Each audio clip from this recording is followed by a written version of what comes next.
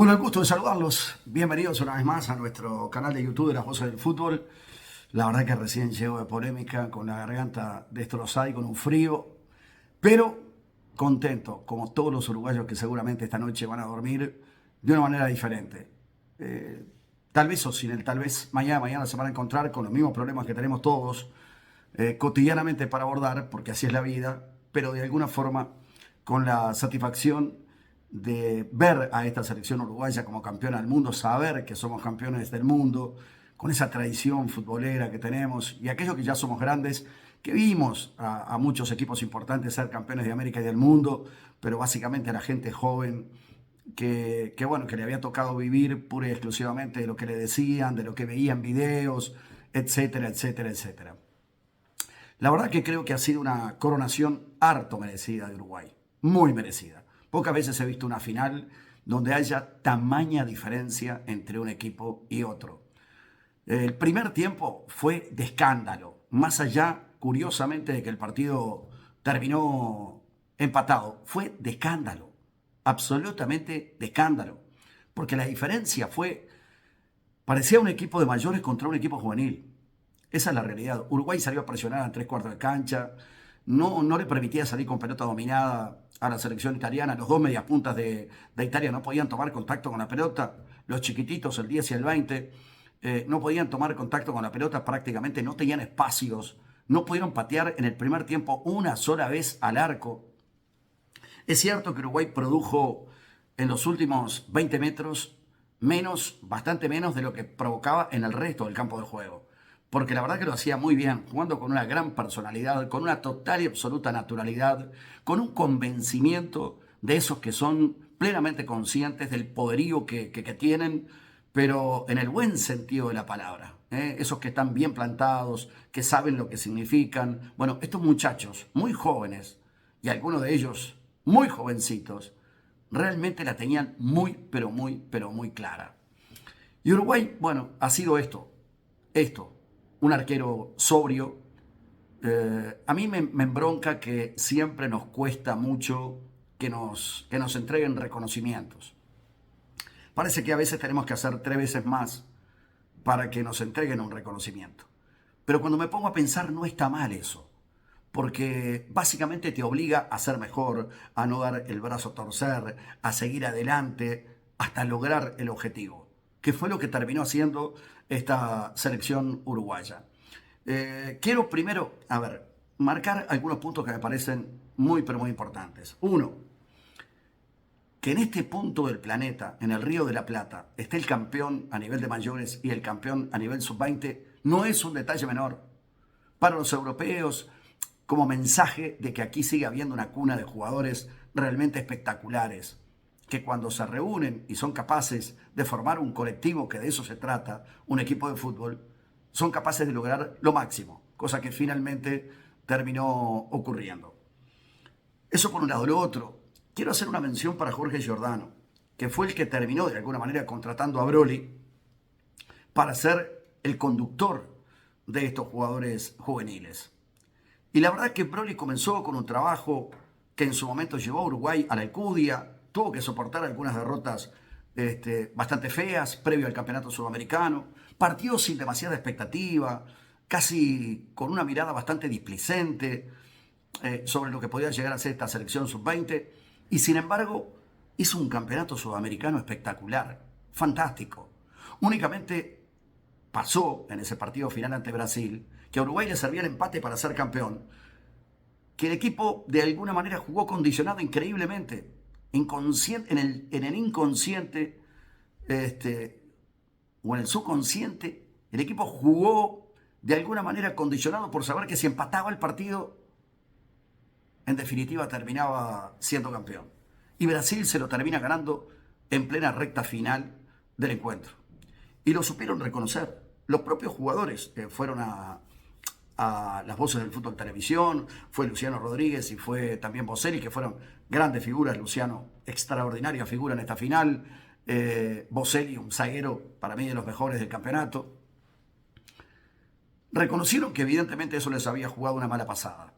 Entonces, siguieron trabajando, no pudo ir Álvaro Rodríguez, como seguramente también en el resto de las elecciones pasó exactamente lo mismo, pero eso generaba un problema adicional. Se lo generaba a Luciano, porque el que iba a la pelea y a la batalla, producto del físico que tiene, era Álvaro Rodríguez, el jugador del Real Madrid, y el que le abría los espacios muchas veces al Cepillo González y también al propio Luciano Rodríguez. Por eso esa falta no era menor para Uruguay, no era un detalle menor, porque era un jugador del cual Uruguay no tenía demasiados similares. Bueno, por algo está en el Real Madrid, ya lleva los años que lleva siendo muy jovencito, ¿no? Y Uruguay comenzó de menos a más en este campeonato del mundo. También fue a este torneo mundial, a ver, iba a ser en Indonesia, las circunstancias originaron de que se jugara en Argentina, de que estuviera muy cerca de aquí, de nuestro país, de que, por ejemplo, en esta final había por lo menos 35.000 uruguayos en el Estadio Único de La Plata, increíble, con una noche muy fría, con 6 grados de temperatura, pero con esa locura que despertó esta selección previo a la final, con la gente desbordando los barcos, yéndose en ómnibus, en lo que pudiera, en lo que encontrara, desesperados por entradas, y bueno, y coparon el Estadio Único de La Plata y transformaron a la selección uruguaya en una selección local.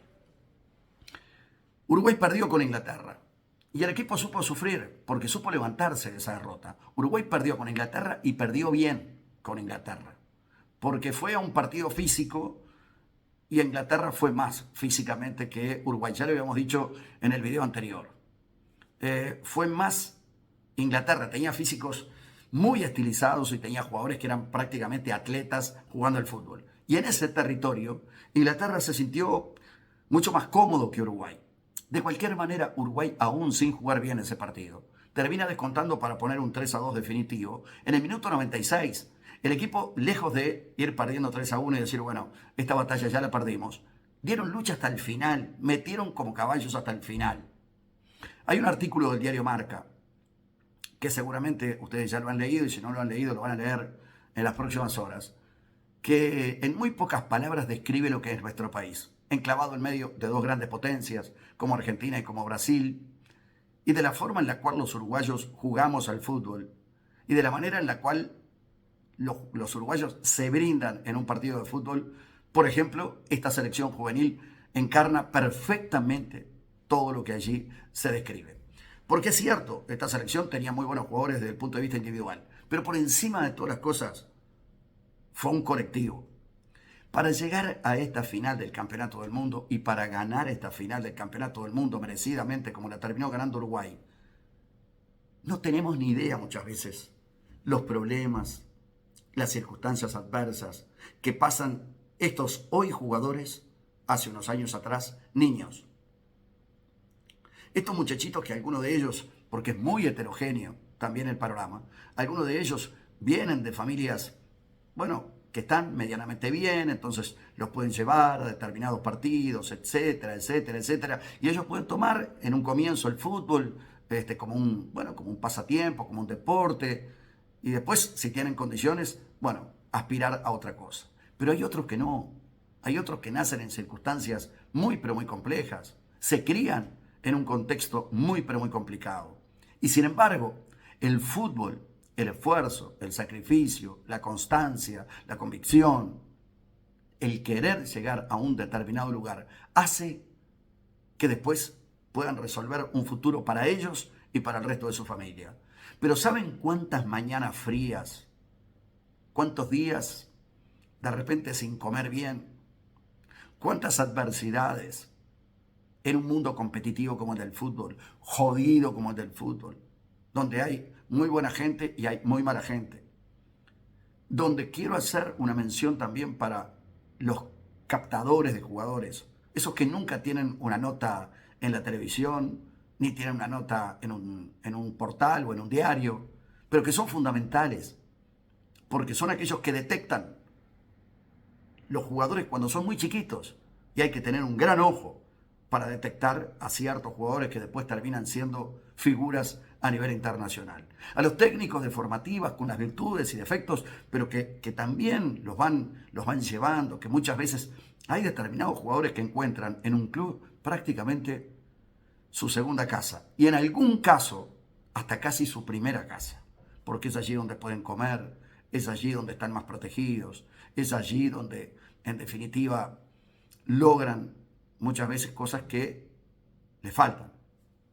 La pandemia, la pandemia paró a muchos jugadores que encontraban en el club la posibilidad de poderse alimentar y de poder ir a hacer deporte, de poder estar cuidados, de poder estar arropados por los técnicos, por los preparadores físicos, por aquellos que componen el staff de entrenadores de las divisiones formativas. Fue muy embromado para determinados jugadores.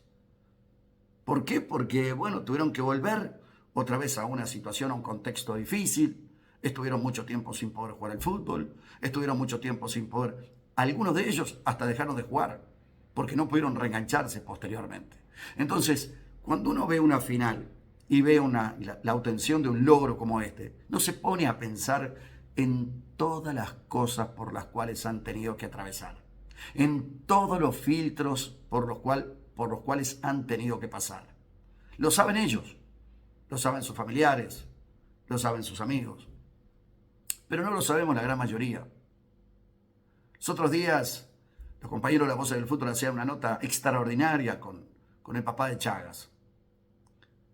Y después, Broly, con una forma muy particular de ser, yo lo he dicho desde el primer momento, me hace acordar mucho a Scaloni.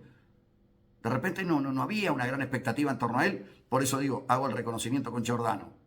De la misma forma que lo he criticado a veces a Jorge, lo sé un gran laburante, lo sé un gran conocedor de esta historia y lo sé un hombre de convicciones. Y la verdad que terminó viendo, seguramente que lo de Broly podía llegar a funcionar. Era un técnico que venía de ser campeón de la Copa Libertadores de América con la Sub-20 de Peñarol y le dio la chance. De hecho, Broly dirigió 2 partidos de la selección mayor contra Corea y Japón y Uruguay no perdió, por ejemplo. Logró un equipo. ¿Qué es un equipo?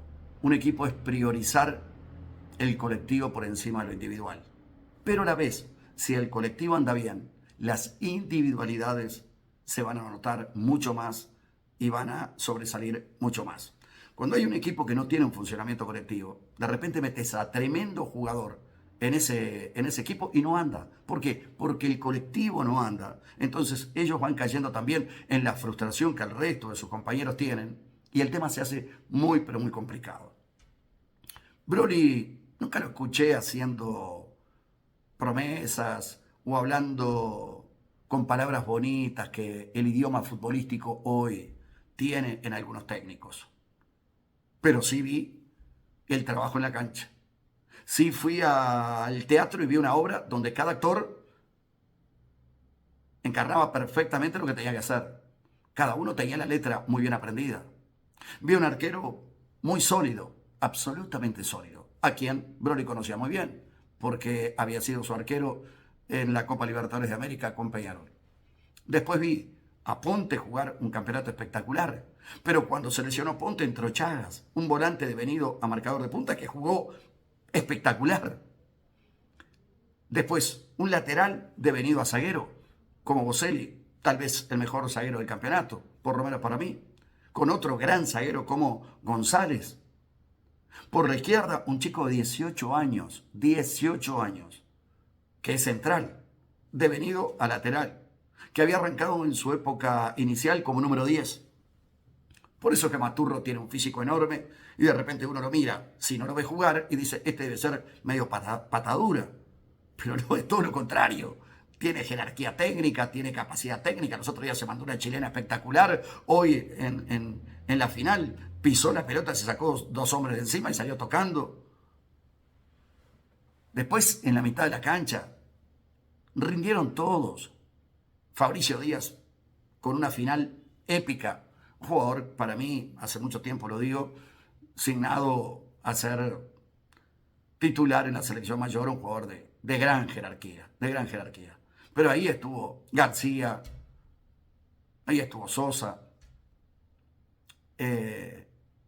ahí estuvieron todos los jugadores que en algún momento se necesitaba de ellos, de la participación de ellos, y lo hicieron espectacularmente. Ahí estuvo el Cepillo González. Un número 10, de esos que algunos técnicos fueron matando en el fútbol de nuestro país. Como si el número 10 ya no tuviese lugar en el fútbol moderno. Una gran mentira. Los europeos podrán jugar de una determinada manera y los sudamericanos podemos jugar con la nuestra. Y el 10 va a tener siempre cabida. El Cepillo González lo demostró. Que tiene que mejorar cosas, por supuesto, y las va a ir mejorando. Un mejor pase filtrado para que sea gol, de repente algún gol. Ese tipo de cosas las va a ir logrando con el paso del tiempo. Pero tiene sacrificio, tiene talento, tiene capacidad, tiene dribbling. Hay jugadores que han perdido la capacidad de poder driblear. Algo que estaba, si no era la A, era la B en materia futbolística. Le voy a meter a la garganta esto que es propóleo con alcohol. Que la verdad la tengo bastante diezmada. Pero bueno, después, Luciano Rodríguez, tremendo jugador, en la final demostró la jerarquía que tiene. Que no tenía Álvaro Rodríguez, insisto, el jugador del Real Madrid. Hacía un laburo muy importante para el Cepillo González y para Luciano. No tenían que ir ellos al choque, a desgastarse, a fabricar las brechas. No, lo tenían al jugador del Real Madrid que arrastraba marcas o que desgastaba a los defensores del equipo rival. Por eso su ausencia fue muy importante. Los punteros. ¿A quién se le ocurrió hacer desaparecer los punteros? ¿Quién fue el que generó esta primera gran aberración en el fútbol de nuestro país, diciendo que los punteros no tienen vigencia en el fútbol de hoy en día? Por favor. Pregúntenle al técnico de Nacional a ver si no necesita un puntero hoy por hoy. Pregúntenle al técnico de Peñarol qué pasó cuando se fue la Quintana de Peñarol. O seguramente vieron al chico de los Santos jugando espectacularmente como puntero. Y aprovechando precisamente la banda para caer como puntero. ¿Por qué? Porque es puntero. Entonces, juega como puntero. No hay misterio en torno a ese tema. Bueno, eso es un colectivo. Uruguay en cierto momento diezmado. Uruguay había perdido con Inglaterra. Y ahí viene la recuperación de Uruguay. Uruguay le gana a Estados Unidos, que venía complicado. Estados Unidos venía bien, con 48 horas más de recuperación que Uruguay, etcétera. Uruguay con complicaciones. Uruguay termina ganando. Israel, que había sido la sorpresa del campeonato, que había eliminado nada más ni nada menos que a Brasil. ¿Ves? Ese es otro aspecto, ese es otro aspecto muy importante. Es mentira que en un campeonato del mundo les tenés que ganar a los mejores. No necesariamente les tenés que ganar a los mejores. Porque de repente Inglaterra era una gran selección y tal vez la imaginábamos en la final. O Brasil, un gran equipo. Sin embargo, alguien tuvo una buena tarde y los eliminó. Porque en esos partidos de 90 y pico de minutos o 100 y pico de minutos, pueden llegar a perder. ¿Por qué? Porque ese día no anduvieron bien y el equipo rival anduvo muy bien. Entonces, si te lo sacan de encima, mejor. Y eso terminó ocurriendo, eso terminó pasando. Pasó con la selección en el Mundial del 2010. O sea, Uruguay no se encontró con un europeo pesado. Había tenido uno que era Francia en el primer partido. Y después no se encontró con un europeo pesado hasta la semifinal con Holanda. No es culpa de Uruguay. Se metió en el camino que supuestamente le tocaba a Sudáfrica y la cuestión hipotéticamente fue más sencilla de que se hubiese ido por el otro camino. Entonces, mentira que uno le tiene que ganar a los mejores en un campeonato del mundo. Hay veces que los mejores o muy buenos terminan perdiendo, como le pasó a Uruguay con Inglaterra. Lo que sí tengo claro es que Uruguay termina siendo en esta final un equipo extraordinario, fantástico, presionando en bloque, haciéndolo de manera inteligente, asfixiando con la presión este equipo que vino desgastado en determinado momento o que parecía desgastado, que tuvo jugadores complicados, que tuvo futbolistas que estaban en el banco de suplentes, pero que todos sabíamos que no iban a poder entrar. Bueno, este equipo salió a presionar a 3/4 de cancha y no había manera, era imposible encontrar espacios para los italianos y enarbolar 2 pases consecutivos. Era imposible, inviable. El 9 se moría de frío. Porque no le llegaba la pelota, no pateó una vez al arco. Una vez al arco. La selección italiana. El arquero italiano saca una pelota de Anderson Duarte increíble que se coleaba, tremenda de Anderson Duarte, y termina sacando una pelota que era gol de Uruguay. ¿Cuál era el temor que teníamos todos? Que siendo tan superior al equipo italiano, Uruguay no hubiese terminado ganando el partido. Y de repente te chufan un gol. Y vos decís, la pucha, dominamos, fuimos notoria. Hubiese sido una infamia, ¿no? Que Uruguay hubiese perdido la final, hubiese sido una infamia porque fue harto superior. Ahí apareció el fútbol sudamericano, apareció la picardía, apareció el hambre de gloria, que ese es un aspecto que deja esta selección al margen del campeonato. La gloria. La gloria no tiene precio. Ya hablábamos en polémica y preguntaba al Piña, a ver, ¿qué deja esto? La gloria no tiene precio, no hay con qué no hay dinero con qué pagarla, no hay forma de medirla. Desde el punto de vista económico no hay manera de medirla. Entonces, en un país donde la gloria se había cambiado por la necesidad imperiosa de irte al exterior a Europa para hacer algunos mangos y zafar de una situación complicada económicamente vos y tu familia, a la gloria. Entonces, el patrimonio más importante que puede llegar a dejar esta selección es la gloria.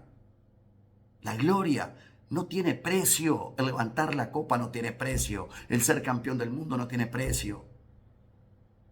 ¿Ustedes se imaginan cómo van a dormir esta noche los muchachos? O muchos de ellos no van a dormir. Porque nunca imaginaron. Y todavía seguramente muchos de ellos no han caído de que son campeones del mundo.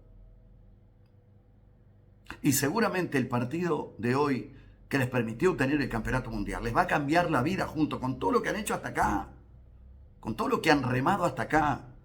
Porque uno ve lo que pasa en un sudamericano, lo que pasa en un campeonato del mundo. No ve lo que pasa cada día de la semana. Insisto en el concepto anterior de cuando tenían que ir y tomarse un ómnibus o de repente su familia hacer mil cosas para que pudieran seguir jugando al fútbol, o de repente la madre, o de repente el padre acompañándolos, o de repente ninguno porque no podían y tenían que laburar y llevar el pan a la casa y comer lo que se podía, lo que había, no lo que se debía. De repente situaciones que no viven muchos de los europeos. La gran mayoría de los jugadores europeos no viven esas situaciones. Aquí el fútbol es tan importante, es una pasión, es tan difícil de poder establecer qué significa el fútbol para nuestra sociedad. Pero lo que sí tengo claro es que muchas veces es el pasaporte entre las dificultades, muchas veces la pobreza y el poder tener un futuro mejor. No tengo ningún tipo de dudas. Entonces, claro, es una carrera de supervivencia las formativas, de supervivencia emocional, de cabeza, supervivencia física, futbolística. Jugadores que de repente no son aceptados en un determinado lugar porque son chiquitos o porque no tienen esta condición o por lo otro.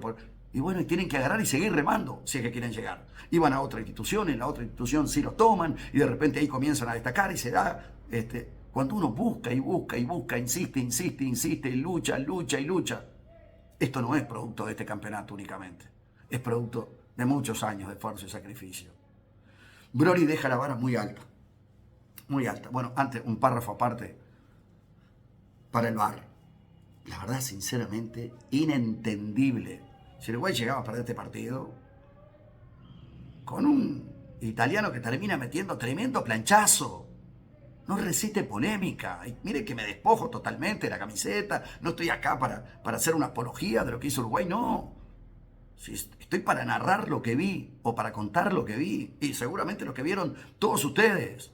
No les voy a hablar de lo que pasó en cada uno de los minutos del partido, porque seguramente la mayoría de ustedes vieron el partido. Uruguay fue siempre mejor. No estuvo nunca en peligro Uruguay. Nunca estuvo en peligro, prácticamente. No hubo situaciones que complicaran a Uruguay. Ahora, ¿cómo puede haber tremendo planchazo? Llaman al árbitro del partido y el árbitro del partido interpreta algo que sinceramente yo no entiendo. Para mí era roja. Era roja cuando la sacó y cuando la fue a ver, roja. No me imaginé, después de ver la reiteración antes de que se expidiera el árbitro del partido, no me imaginé que iba a cambiar por una amarilla. Porque para mí la decisión que había tomado estaba avalada por lo que yo observé, por lo menos a través de la televisión. 11 minutos metieron de descuento también. No le terminan dando a Uruguay ninguno de los premios individuales importantes del campeonato. Insólito, ¿no? Increíble. Pero bueno. Pero esta selección deja muchas cosas. Estos muchachos, y lo he dicho varias veces y lo repito, previo al partido con Brasil, no le pagaron los premios. Y le dijeron que los premios se los iban a pagar en 5 meses. Y terminan trayéndose el campeonato del mundo. Obviamente que cuando partieron fueron muy poquititos los que fueron. García como presidente de la delegación. Pero ahora vuelven y está todo el mundo en la foto. Obviamente, como siempre pasa, quiere estar todo el mundo en la foto. Y lo otro importante, yo creo que mañana habría que dar un día de asueto para que los jóvenes en los colegios vayan a recibir a la selección. Total, la verdad que por cosas absolutamente inentendibles, a veces hay días de asueto aquí en nuestro país. Te cambian las fechas patrias para que haya un fin de semana largo. Todo ese tipo de cosas suceden acá. Yo me pregunto, una vez que somos campeones del mundo, en materia futbolística, con todo lo que esto implica para este país, ¿no amerita una jornada libre para los muchachos en los colegios? A veces te meten un paro, van a arrancar las clases y te meten un paro. ¿No amerita Uruguay siendo campeón del mundo? Bueno, no hay clases. Vayan a recibir a los jugadores. Estos jugadores que van a salvar la guita el miércoles, cuando Uruguay esté jugando su primer partido, donde se habían vendido muy pocas entradas. Claro que ahora con estos jugadores que le van a hacer un homenaje y todo lo demás, seguramente van a levantar en la venta de entradas. ¿Cómo iban a vender entradas con Nicaragua y con Cuba? Que no son países que puedan tener ni siquiera un mínimo exigible de nivel futbolístico. Y lo otro, Broly deja la vara muy alta para Bielsa. Bielsa va a tener que clasificar a los Juegos Olímpicos y ganar una Copa América. Es lo que uno espera, con un contrato como el que se le hizo a Bielsa, con los jugadores que tiene Bielsa, con Uruguay campeón del mundo sub-20, con todos los jugadores que tiene desparramados por el resto del mundo. Olvídate. Ahora, lo bueno es que tiene material. Evidentemente tiene material. Entonces va a poder contar con la materia prima. Que esto no es un detalle menor. Contar con la materia prima.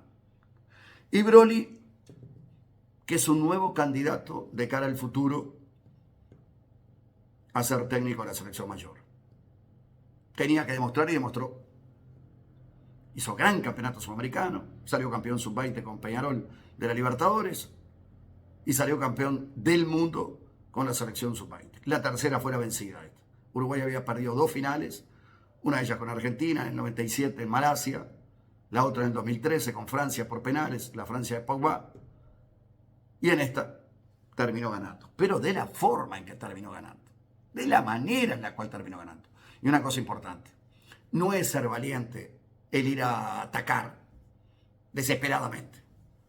A ver, no es que los técnicos son más valientes o menos valientes o son... No. Si vos no tenés un funcionamiento colectivo y no tenés convencidos a los jugadores y tenés los jugadores como para poder ejecutar eso y salís desesperadamente a atacar, te vas a comer 5 goles. ¿Por qué salió Uruguay hoy a presionar? ¿Porque el técnico es valiente? No, porque el técnico fue provocando una idea grupal. Y Uruguay tiene jugadores que en experiencia en primera división le dan 20 vueltas a los italianos. Esa es la verdad historia. Hoy los italianos entendieron, si no lo tenían claro, entendieron por qué muchos jugadores uruguayos han ido, van y seguirán yendo a jugar al calcio, al fútbol italiano. Ahora se dieron cuenta. Wow. Pucha, mira qué jugadores que tienen esto, dirán los tanos. Y sí, por algo los jugadores nuestros, claro, en picardía, en fútbol, en experiencia, en carpeta, y le llevan una ventaja a estos jugadores de Italia sin ningún tipo de duda. Están a tapar libre, aparte, Papior, como se dice habitualmente, y esto no le quita méritos en absoluto a Uruguay, allá es la sub-21, la que tiene más trascendencia, no la sub-20. Pero bueno, lo cierto es que estamos felices, contentos. Ojalá que esto sirva, por ejemplo, para que y para que el Bayern Múnich, la Juventus, el Borussia Dortmund, que están ahí en la vuelta, que andan por firmar acuerdos con equipos uruguayos, vengan e inviertan aquí a nuestro país, que es una de las cosas que puede salvar al fútbol uruguayo. Porque después estos jugadores se van a ir casi todos en poco tiempo. En poco tiempo van a estar jugando la gran mayoría en el exterior. Imagínense, después de ganar un campeonato mundial, se van. Cuando andábamos mal y no definíamos un torneo mundial, imagínense ahora que son campeones del mundo. Obviamente que se van a ir, por supuesto.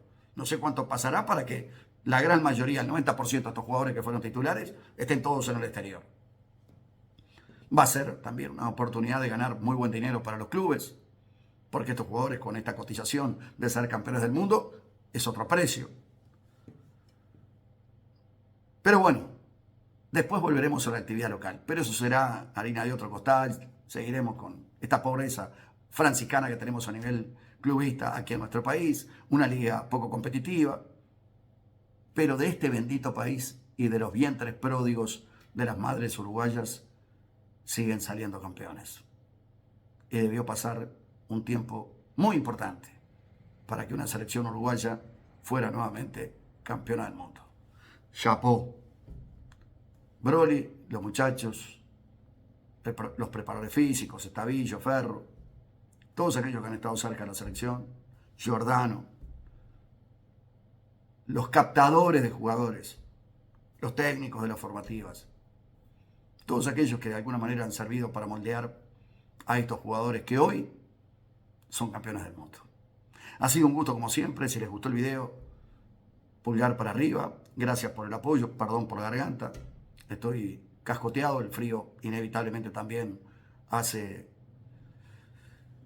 sus destrozos en la garganta y aparte vengo recién hace un rato de polémica en el bar. Ha sido un placer. Mañana, si Dios quiere, estaremos en Las Voces del Fútbol a la 1 de la tarde. Así que bueno, los esperamos y después estaremos entre semana, martes y jueves, a través de Canal 5 y a través de Las Voces del Fútbol vía YouTube. Y estamos llegando a los 15.000. Vamos a regalar un televisor Smart. Ya regalamos la computadora de Compupel, ahora viene Compupel y nos da un televisor Smart que lo vamos a regalar apenas rocemos los 15.000, que estoy plenamente convencido que será esta noche o mañana si Dios quiere. Así que vamos a estar felices de poder devolverles algo de lo mucho que cotidianamente ustedes nos dan a nosotros. Cálido abrazo para todos y buen descanso. Chao.